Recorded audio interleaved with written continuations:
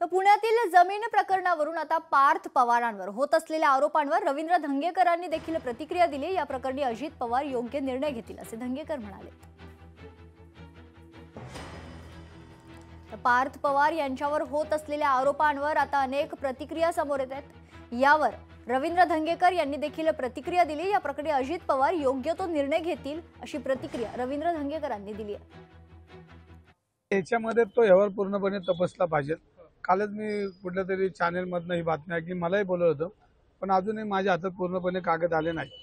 पण मला अजितदादांचे चिरंजीव यांचं नाव आलं, ते काय आता लपून राहिलेलं नाही आणि त्याच्यामध्ये दादा बी त्याच्यामध्ये लक्ष घालतील असं वाटतंय। कारण जर असं जर चुकीचं केलं असेल तर दादांच्या निदर्शनात दादा ते निर्णय घेतील। आता त्यात निर्णय नाही घेतले तर आम्ही दादाला याच्यामध्ये लोकशाहीमध्ये दादांशी आम्ही चर्चा करू। लोकशाही मराठी ऐका, पहा, जागरूक रहा।